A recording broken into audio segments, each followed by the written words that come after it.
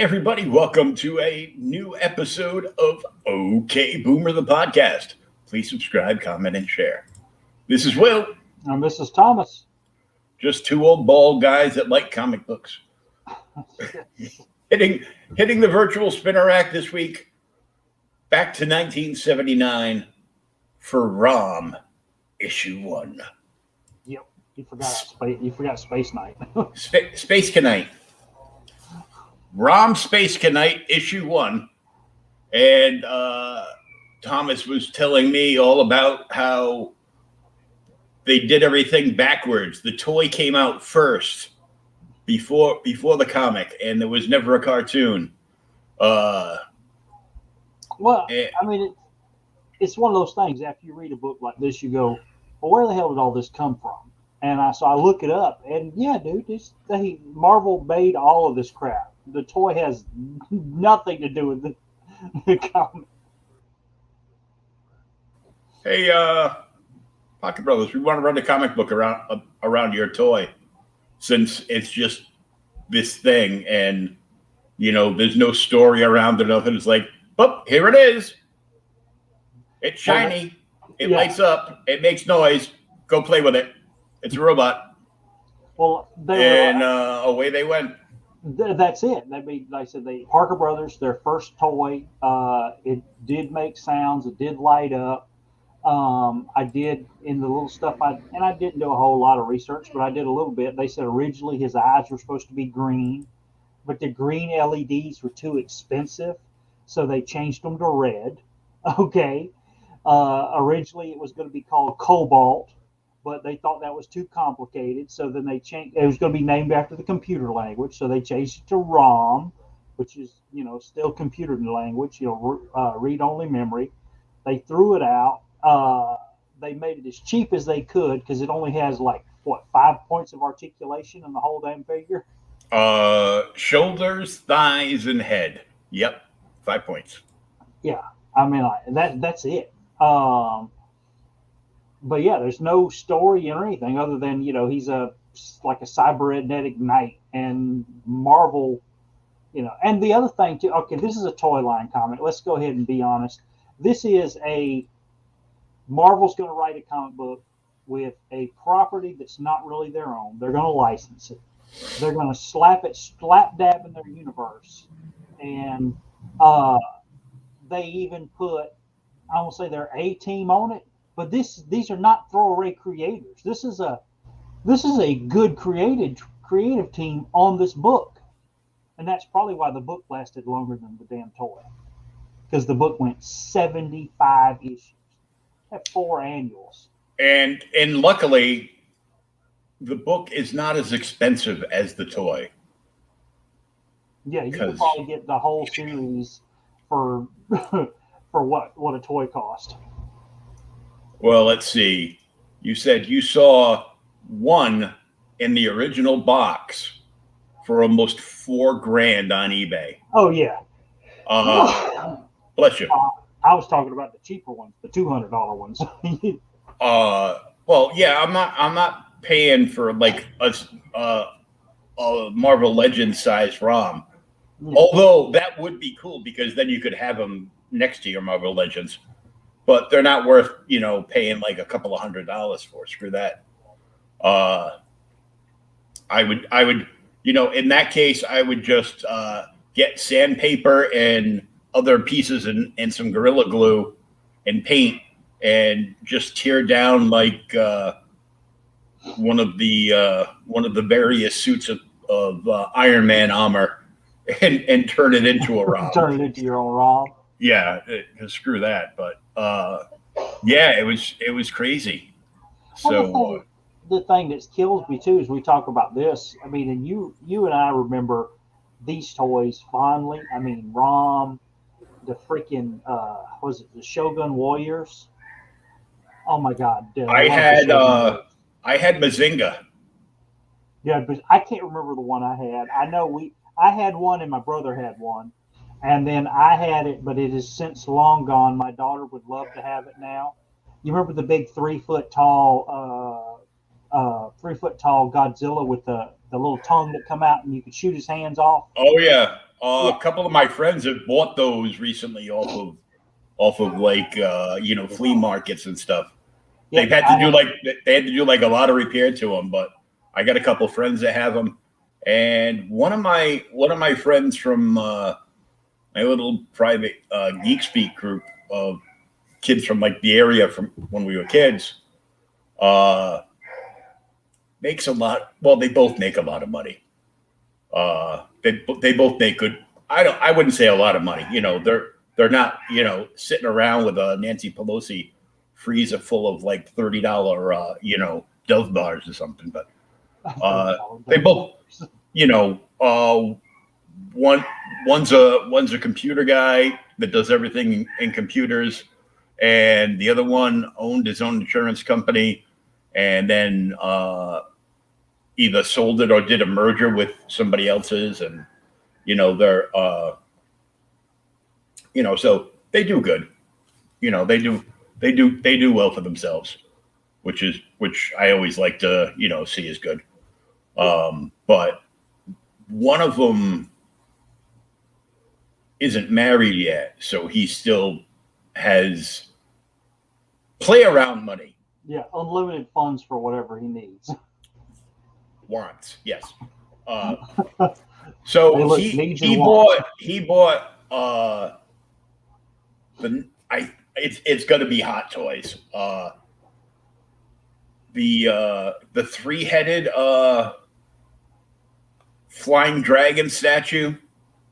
Oh, the three-headed flying Roardan. Ghidorah. I couldn't remember. It was Ghidorah, yeah. Ghidorah. I was my kid has become a Godzilla freak for some reason. Rock on. It's better than My Little Pony. Yes, it is. It's better than My Little Pony, see?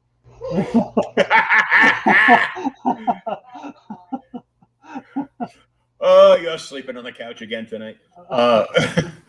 And he bought that, and he bought the Godzilla, and then he put them into battle mode.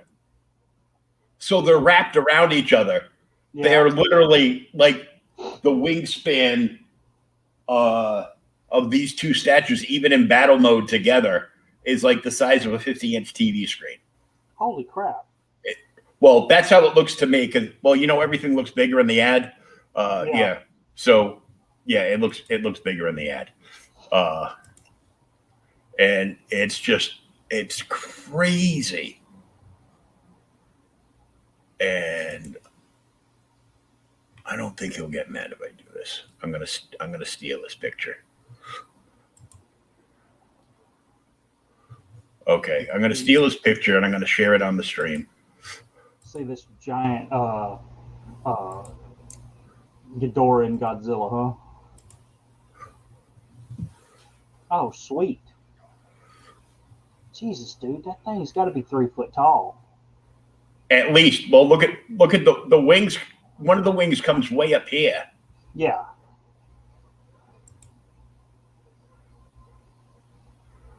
That's a back shot, but your kid might want to see that.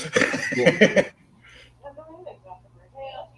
Man, yeah, I'll show her. Yeah, send me a screenshot of it, and I'll show it to her. Wow. But yeah, I don't know what happened. I guess as me and her were joking one day, because the other one likes a bunch of stuff from the 80s. One kid's into Godzilla, the other one's into freaking 80s slasher movies now. And I'm like, what in the hell? Because I like Godzilla, but not that much. But, and slasher movies I just kind of grew out of. But I'm just like, really? Oh, wait, right here. Oh, stop that. It's being a pain. What? Your computer? There we go. All right, I downloaded it. I'll send it to you later. All right. So, boom, here we go. First issue. Cover starts off, man. The cover's great. The cover, you know why the cover's so great? Tell me. It says 40 cents on it. It says 40 cents on it. Everything was great at 40 cents. You know what's funny though is, like I said, me and you, we read all these old comics. Sometimes you read these old books and it's like they're 3 times as long as any new book. Yeah, and there's so much in it. And 3 times better. Yes, a lot of times 3 times better. Yeah, you're damn right. You know, it's ridiculous. You know, I'm happier with some of the not all, but some of the indie comic projects I've been backing, and the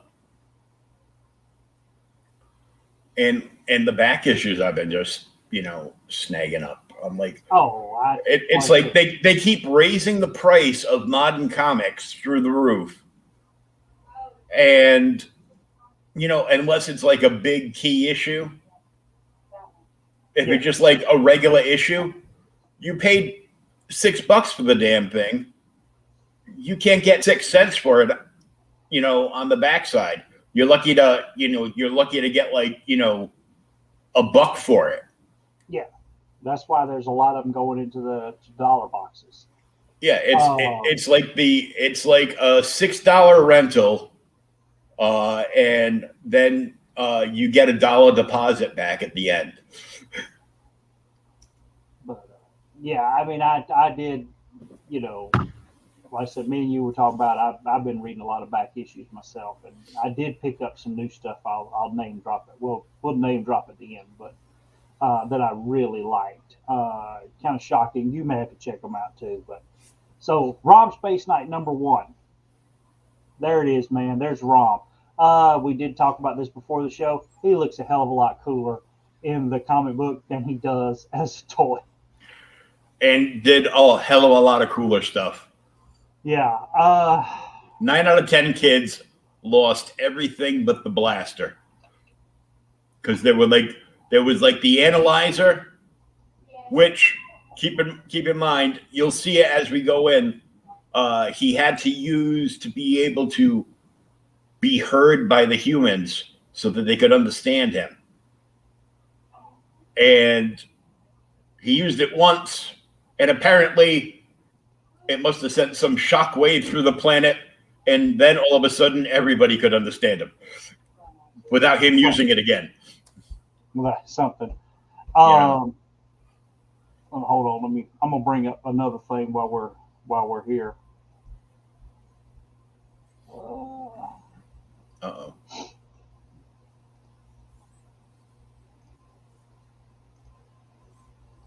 There you go. For everybody who doesn't know what he originally looked like, that's what ROM looked like. Oh God. Dude, it's Scuba Steve. It is terrible. It's Scuba Steve. Look at the feet. It's Scuba Steve. Yeah, he's got a big ass feet. Is the analyzer? But yeah, that's ROM, the toy, and there's ROM, the Space Knight. I'm gonna buy one of them big goofy Scuba Steve looking guys, and I'm gonna paint them up. And it's going to be the Captain Action version of ROM Space Knight. Yeah, here it is in this thing where they're talking about it. Yeah, originally named COBOL after the programming language. By Lawrence McCoy was the inventor, and later changed his name. Later name was changed to ROM by Parker Brothers executives. ROM was short for read-only memory. 13 inches tall, articulating shoulders, hips, and knees, which made him less posable than other action figures. Had 2 red LED lights, 2 additional LEDs on his chest, and 2 more in his attached jetpack. All of these lit up when he was powered with the help of a 9-volt battery. Oh, he had audio effects too. Yeah. Different combination produced variety sounds, including breathing sounds for his various accessories. Yeah, it was lights and sound, and as most women will tell you, any toy that comes with a 9-volt battery is pretty damn good. Damn it. Selling less than 300,000 units. Comic book lasted longer, running for 6 years and 75 issues. Last was published in '86. So it went what 75 issues, right? Yeah, saying 75 issues. It had 4 annuals too. Yeah, I've got the first annual. It's just such a damn ugly toy. It's amazing how much better he looks in the comic. Yeah. Oh my God, he's all nice and shiny in the comic. Yeah, You and know. it's gray plastic. Yeah. Not even just gray plastic. It's flat gray plastic. Yeah, it's flat gray. It's matte gray. Damn it. It's like, wait, is that the finished product? Yeah. Why? It looks like a prototype. Exactly. Were you going to do anything else to it, or is this is going to be it? No, this is it. We're No. going simple. We're not going to put chrome paint or anything on it like he might look if somebody were to make a comic of him, you know, at some point. Yeah. Yeah. Hey, Sam, I had that issue and I had that toy as a kid. Yeah, we had me and we were talking. We both had the toy as the kid too, but No, I didn't have it, but you three other didn't have kids. a ROM. I didn't have a ROM, but 3 other kids on my street had one. Like my friend Michael across the street, Bobby at the end of the street, and I think my other friend Michael's, who lived in the middle of the street. Well, not in the middle of the street, but like halfway down. Yeah. I think his younger brother Christopher had one. His mother bought it for him just to shut him up. But he's a nice kid now. But somehow, on a side note, as I'm like looking through stuff, as I had to like move stuff around to clear up my bedroom because my recliner died and they're not fixing it yet or replacing it. So all I've got is my bed. So I'm basically bedridden or in a wheelchair. But as I'm moving stuff, I find this old, like 1974, 75 Star Trek coloring book. Oh, sweet. It's not mine. Who's this? One of my friend Michael's, the brother named Chris. It's his, and I can tell because his name is written on the cover. But I have it now, so I got to take a picture of it and put it up on his Facebook and be like, Chris, I found your Star Trek coloring book. Do you want it back or do I get to keep it? Dang it. Yeah, that's what I heard about what it looked like. It did make noise and light up, yeah. I still have the issue. I just bought the issue, Sam.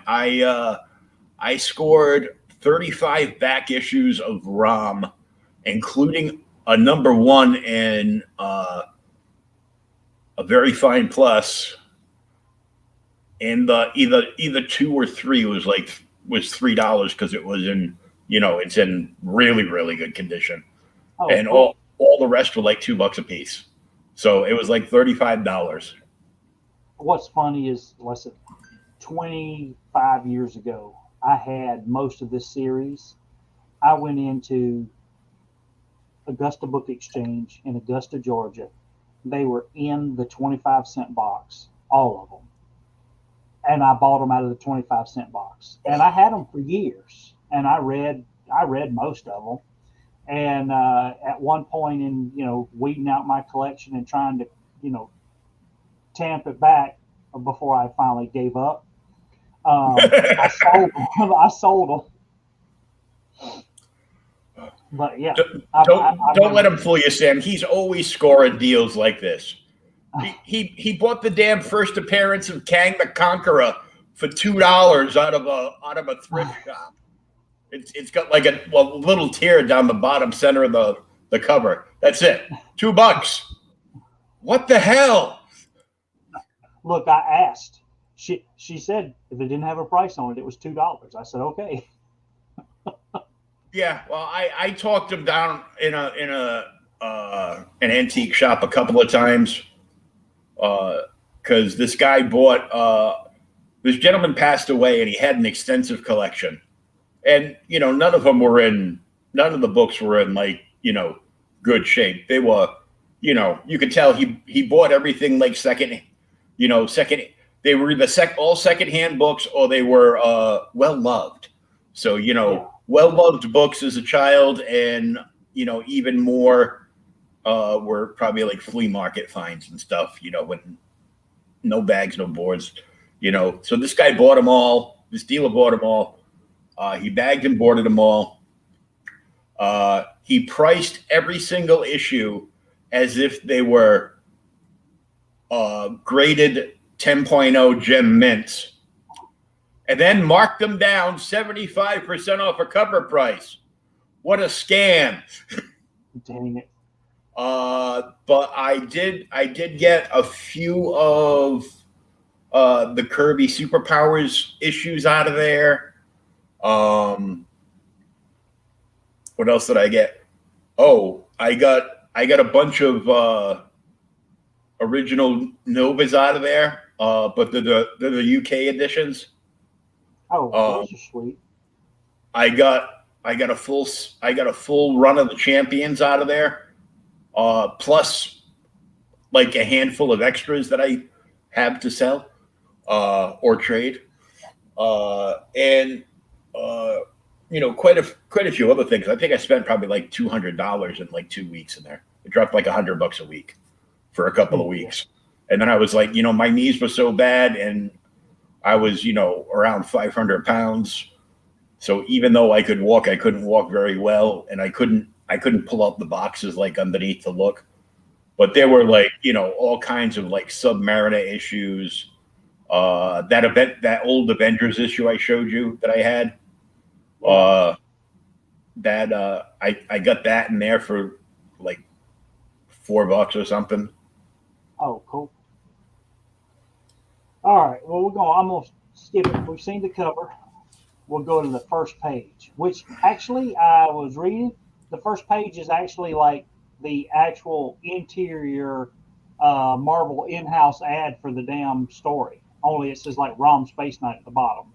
Yeah, all the panels, all the panels are there, but they just they took all the lettering away, and put the ROM Space Knight thing in there, and that was it.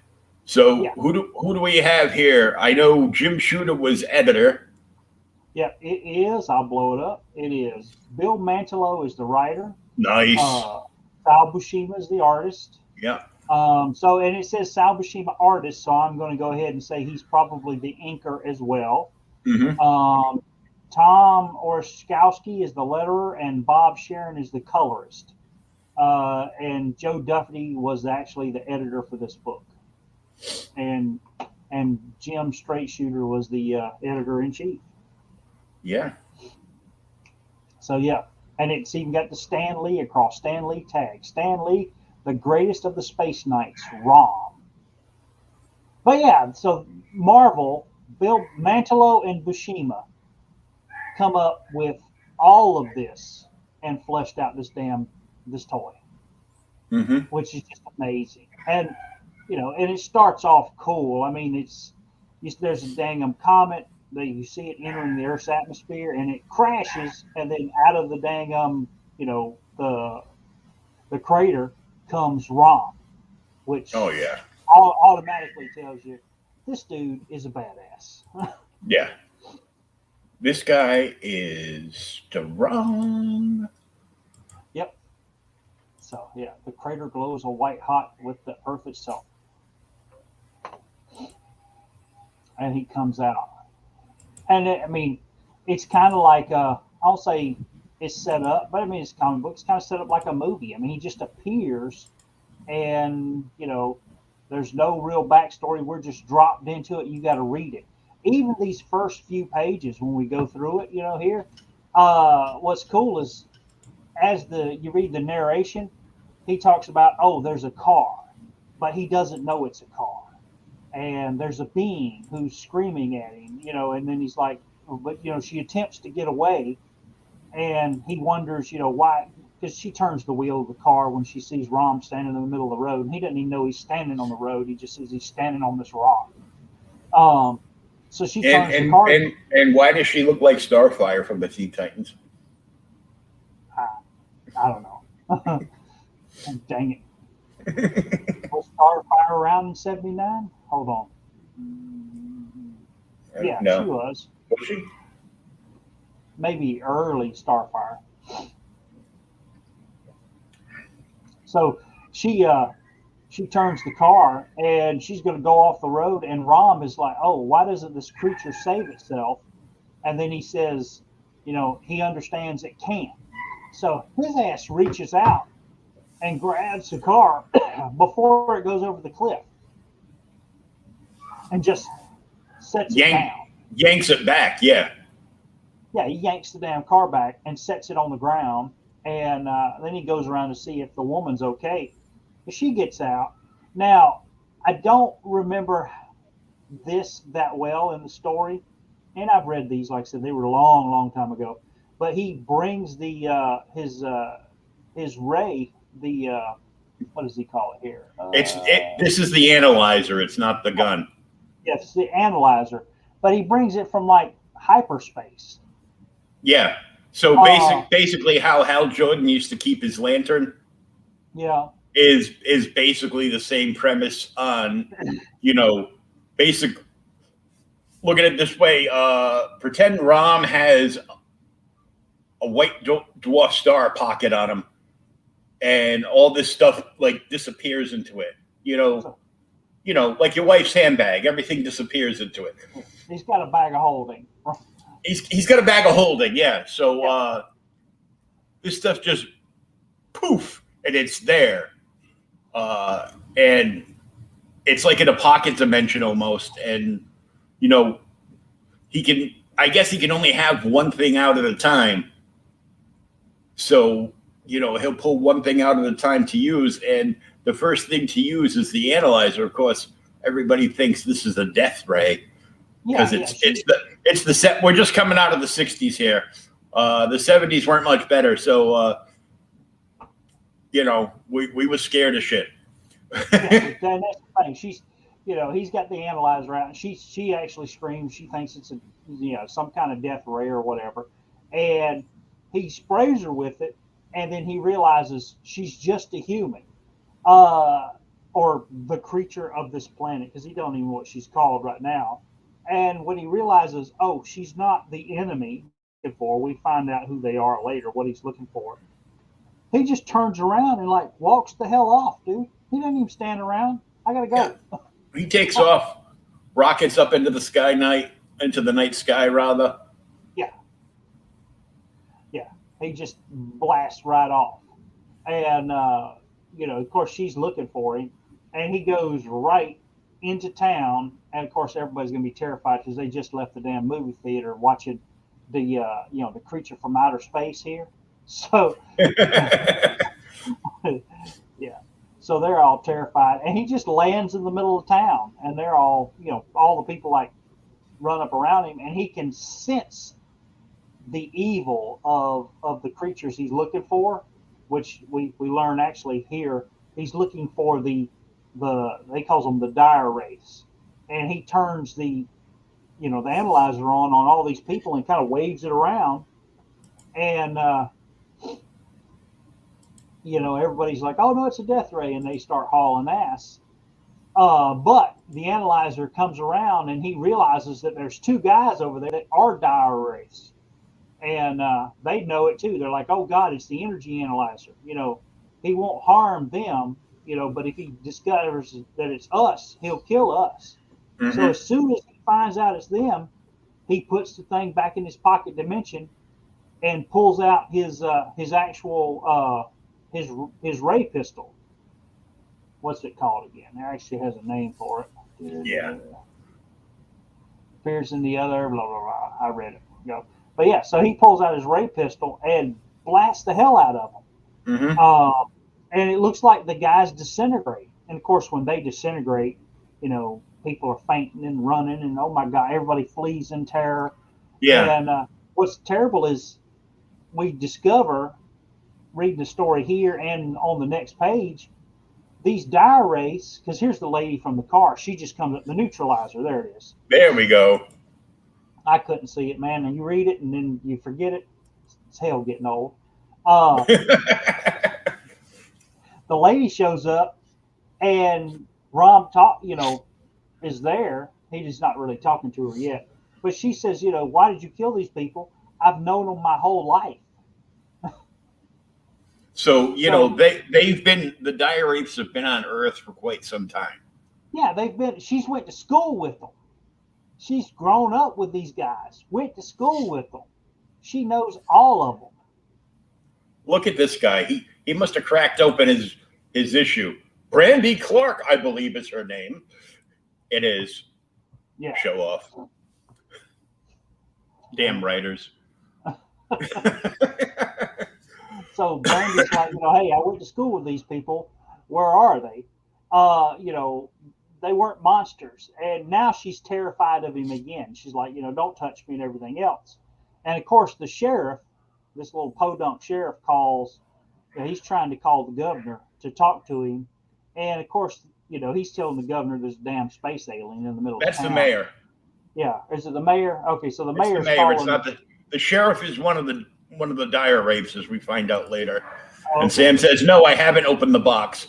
I just used to read this all the time. So he's read it more than we have. Yeah. Dang it. So the mayor calls, and he's trying to get a hold of the governor and get the National Guard or something to come out. And of course, they think he's fucking drunk. Yeah, there's not a freaking alien in the middle of your damn town. So they keep hanging up on him. But so here's your sheriff, and they've got the switchboard operator, who they're all dire wraiths. I think the switchboard operator is something else. Yeah, she may be, but she's in cahoots with them.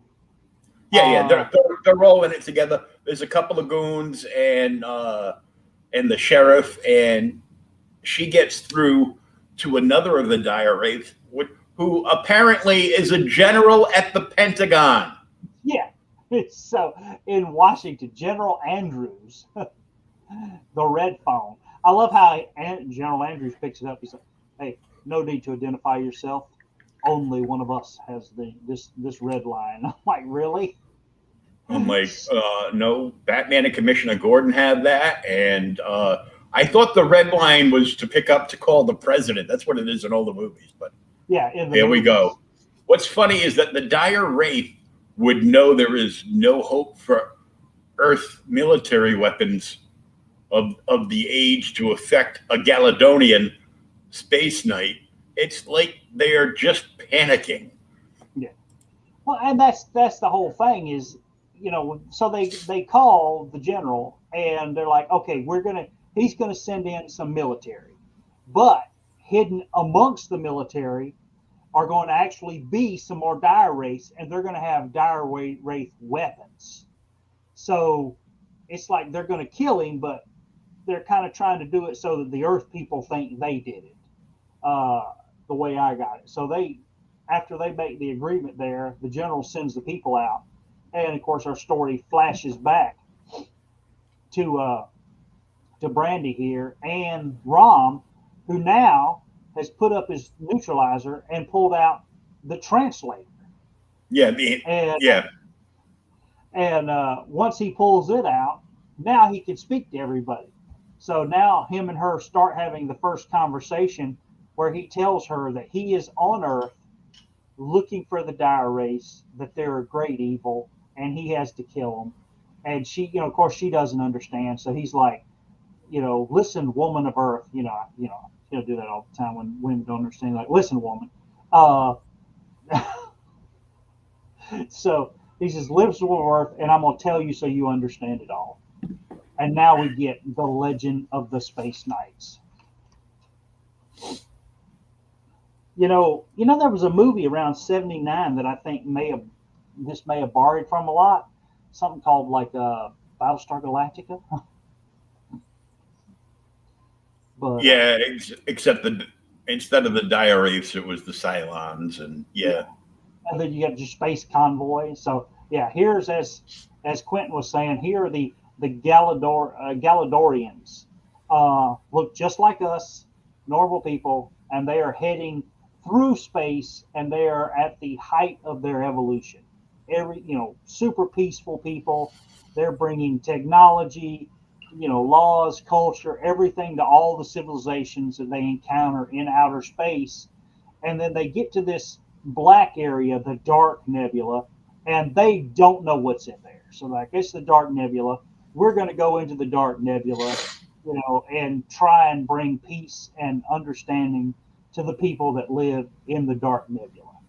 But unbeknownst to the Galadorians, the wraiths are in the dark nebula. Mm-hmm. And of course, they don't look human at all. But once they enter the nebula, the wraiths attack. They have a convoy, and the Galadorians try and form a circle to keep everybody off of them. But they finally release this, this great, like the Dark Force here. The Great Bird of the Galaxy. No, wrong story. Oh yeah, this great giant, bird thing. What was his name from it? Dark Nebula. But it attacks them, and it kills a lot of the Galadorians, the creature of abject horror and creation, and they flee. Everybody flees to get away from it after they've released it. Of course, it kills a lot of people. And once the Galadorians realize this, that the Dire Wraiths are in the dark, the dark nebula, they have to go back to their planet and figure out some way to protect themselves, because this is more than their. Well, they don't actually go back there; they're all killed. Well, yeah, those are killed. Now, I thought a few of them got back to let them know what was going on, but okay, maybe they all died. But and they got word, because they say, I think it says here that the entire armada was destroyed, and the only other ships they have are at like opposite ends of the galaxy. Now you made me look at it, and I just read this like an hour ago. Dang it.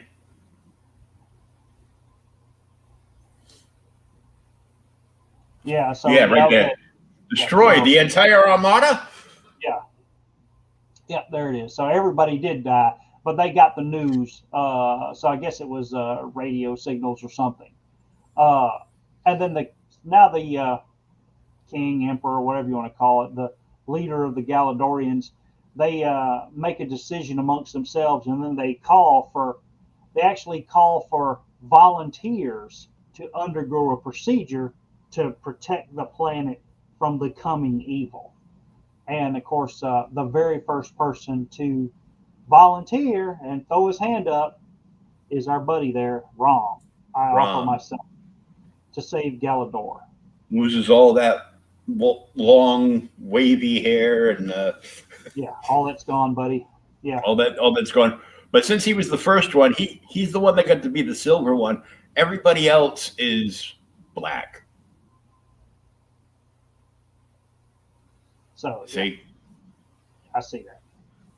I didn't think about that. Maybe that was just, I don't know. Maybe that was maybe he's the leader of the Knights. Yeah, maybe that was the way it was drawn, but okay. So yeah, but they go in and you find out they put them in an actual operating table. And in the operating table, they take and use cybernetics to actually form all of the armor on him. I thought he was in a suit. I couldn't remember this, dude. I thought he was in a suit. The suit's actually part of him here. Yeah. He becomes the Space Knight. So they make the Space Knights on him, and then they're, hey, are you going to go out and protect us all? All the Knights agree, and they fly out into outer space to meet the coming, dire wraiths and the great bird here. And then they run most of the wraiths off and defeat a lot of them, but a bunch of the Space Knights die. Yeah. I mean, a lot of them do. Of course, ROM does manage to get away, and like I said, is possibly becomes their leader, the greatest of the Space Knights. And after that, Space Knights are cyborgs. See, that's what I'm saying. I saw in here it says they're cyborgs. I, honest to God, dude, thought before I read this again. And it was just some guy in a suit of armor. Guy in a suit of armor. Nope, he's a freaking cyborg. There were a lot of them in the series. Yes. So, but he heads off, after he saves the galaxy there, ROM heads off back into the galaxy to find the dire race that escaped. And that's what's led him to Earth, where he, he's here. He also tells Brandy here, hey, he asked her, didn't you see the dire race as I used the analyzer on them to actually how their true form is? And she tells him she doesn't. So ROM comes to the conclusion. He says, hey, the analyzer may let me see what they are, but the humans can't see it. Only my cybernetic eyes can see what the dire race look like when the analyzer is on. And he tells them, still, they're horrible monsters and protect you from them. Of course, while he's talking to her, finally, the damn National Guard shows up, and they start shooting him with freaking conventional weapons. And you can see him just, was it fling, flang, pow, spring, whatever it is.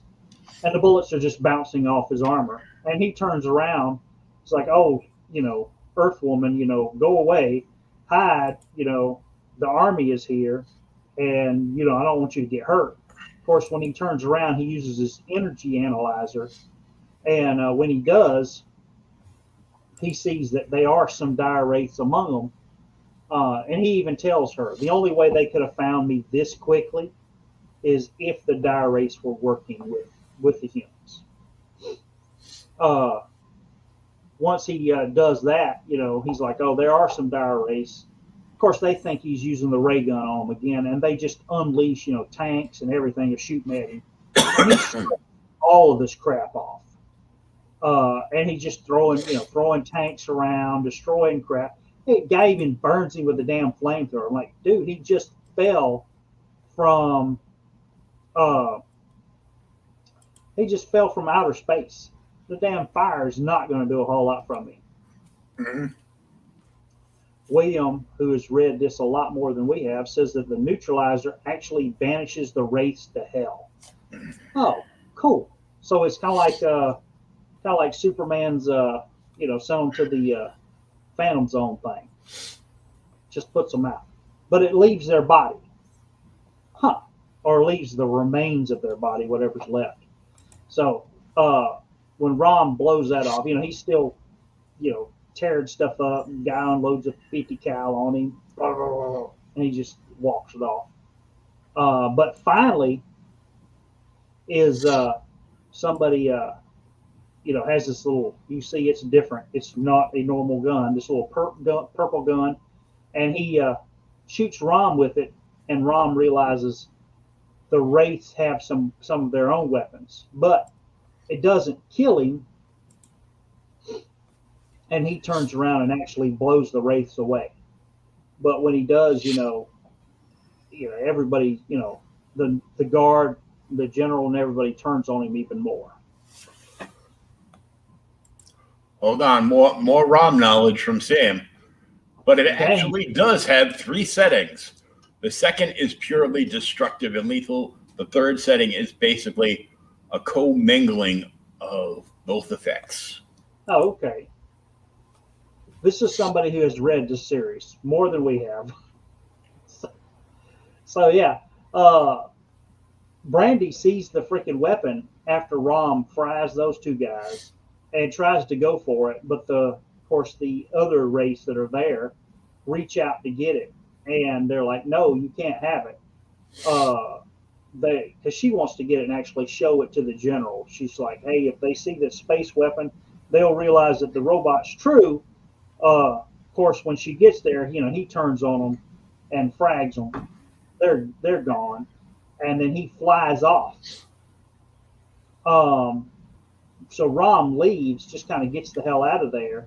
And at the bottom of the page, we see the operator, some kind of misty monster there. And I guess that's a wraith in their natural form. I'm not sure. And she's like, well, why is ROM leaving me? I have doubts now. I'm like, honey, he just, fought off and killed a bunch of monsters, and the National Guard are taking pot shots at him. That's why he's leaving. And then we see the true form of the switchboard operator, where she wafts off into the black bird, which makes me think that she is the big giant bird of the galaxy that stomped out a bunch of them. Because at one point you see the commander of the Wraiths, well, during the flashback of the history, you can't see their face. No. But you see the guy's hand, and he's got his hand on like this glowing orb with energy coming out from everywhere. Yeah, that was and right. It's the bird in it. Yeah. Yeah, Keep right going there. back. Yeah, right there's there, and then there's the bird in the orb. Yep. Yep. Yeah. What's funny, like I said, we were talking about this before the show, and I would have thought a property like this that's not wholly owned by Marvel at the time and not actually created in-house would have had I don't want to say a throwaway team on it, but, kind of a throwaway team, if that makes any sense. And they really did. It might have had a throwaway team on it, but Donny Cates wasn't born yet. Oh, my God. So, but Manilow was a great writer at the time. He wrote a lot of stuff for Marvel, and like I said, me and you and talk. Sal was, Marvel's workhorse, man. He drew just comics every freaking month. He drew 3 or 4 comics a month, if not more. And it just, this is a really, really good comic for a toy property that Marvel doesn't own. I mean, it makes me want to read the second issue, which, I mean, that's the whole thing. I'm shocked you did not put it in there. The second issue? Yeah. It's been one of those days, man. It's been one of those days. It's all right. Well, the day that I saw that you put it up, I read it I read it like yesterday, the same day. So yeah, you never told me. You said you were reading it on the tablet and swear you could smell the actual pages. And I wanted to make sure that you were okay. Did you go to the doctor? It's like, the fuck you smoking, boy? Yeah. No, usually when you have strange smells like this, it means you're having a stroke. I wanted to make sure you were okay. Yeah, well, in my defense, there are lots of Bronze Age comics all around this room. So, damn it. I think it came on because somebody posted a meme of an old cat pistol from the 70s with a side of the 6-shooter barrel flipped up, and you put the roll of caps inside it. Yep, I saw it. I bet you can smell this picture. I saw that, and then I started reading this, and I'm like, I can smell it.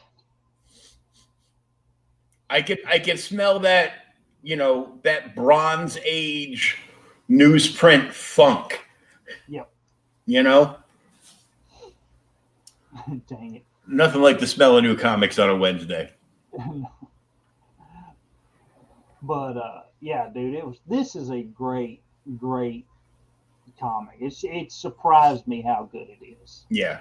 I think since it's only like a 75 issue run, I think I've got like 3/4 of the run. Yeah, if you picked up as many as you said, you were talking about the other day, you probably did. Uh-oh. Definitely check out the issue where the X-Men tangled with ROM. Wolverine cut him and got backhanded.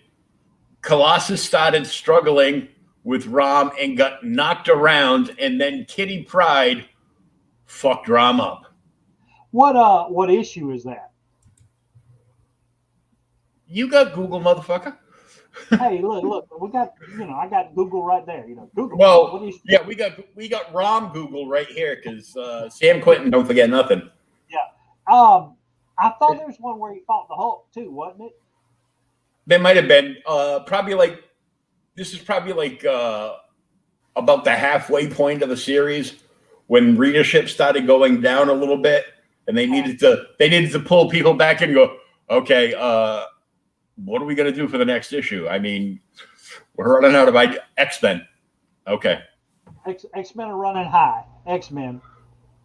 He's not sure if he tangled with Hulk. He'd have to break into his collection to see.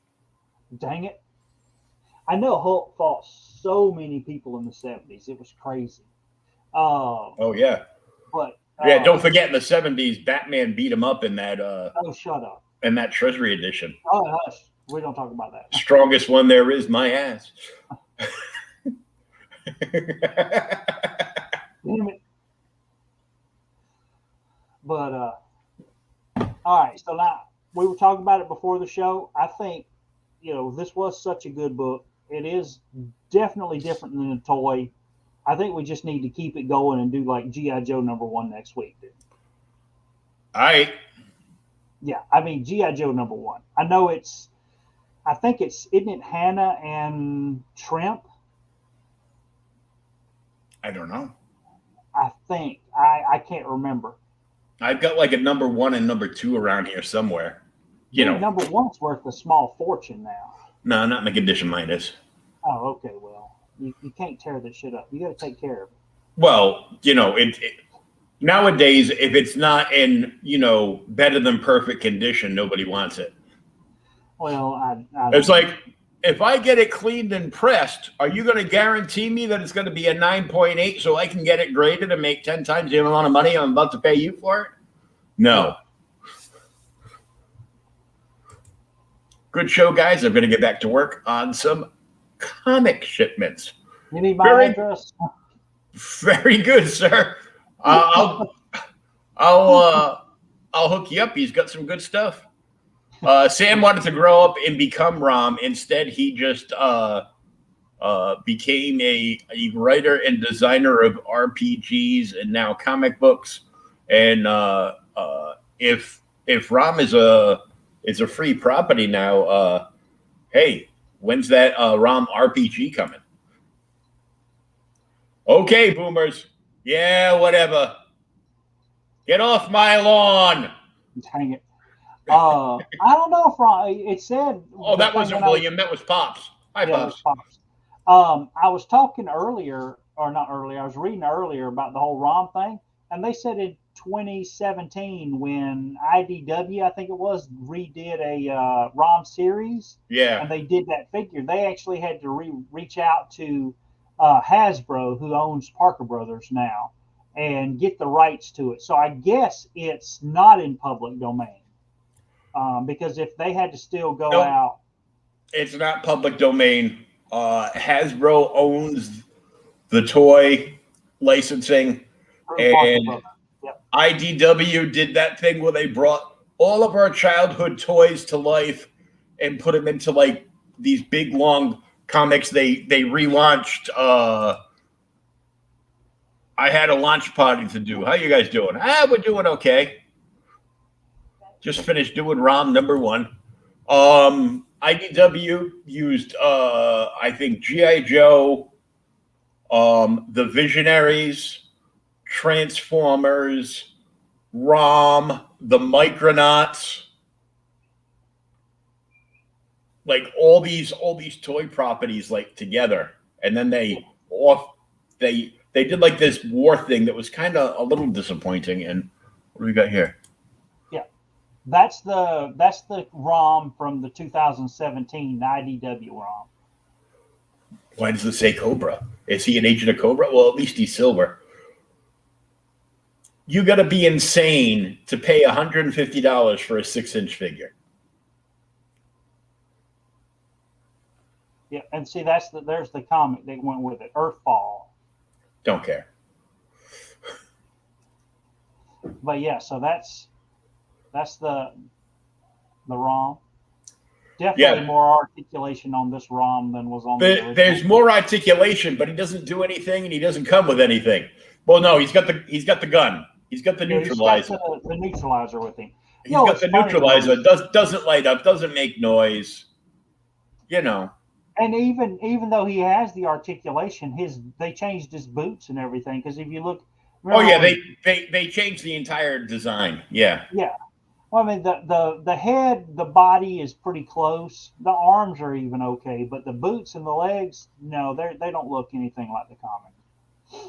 yeah.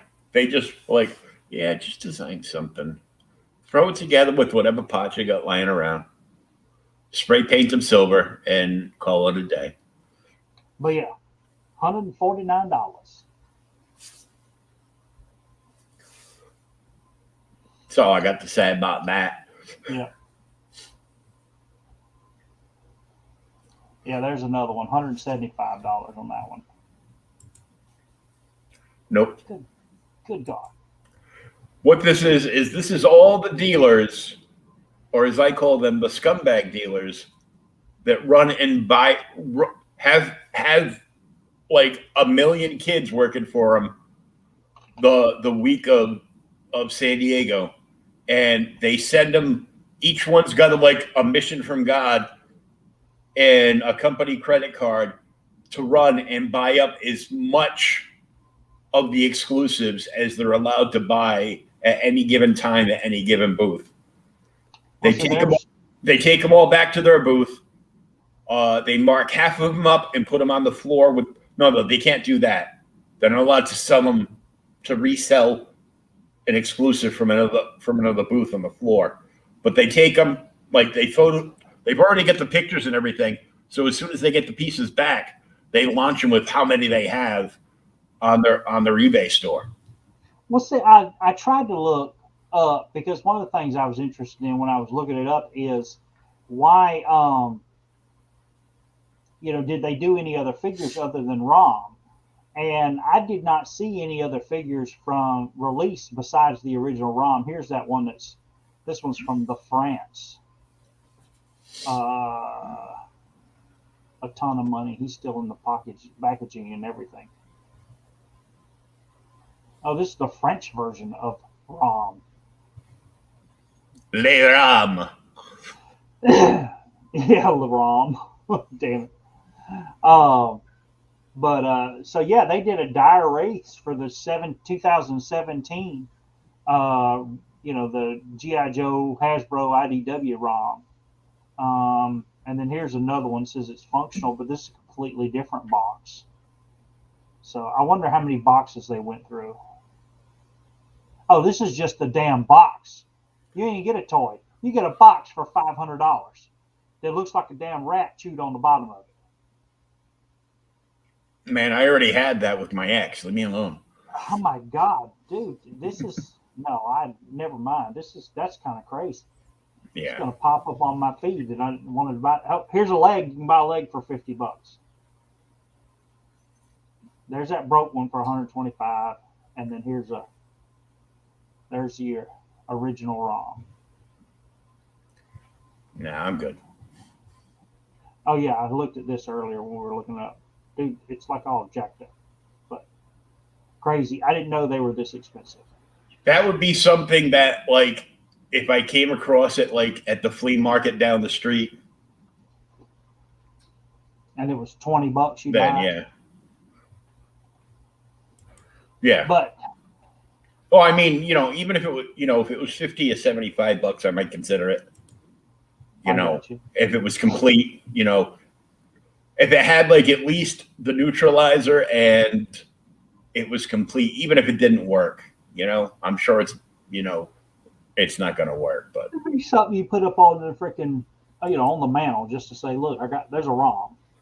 Yeah, it's like it doesn't work, but here it is. All right, so yeah, but talking about comics I read earlier, just off the cuff while we're finishing up this, and we know we're going to read G.I. Joe next week. I did, man. I picked up a bunch of Animal Man at a damn antique store, and a lot of them were the early Morrison stuff. And I started reading them, and I was like, "Holy crap, man! This is great." It was really good. Hold on a second. I never read them. Really? Hold on a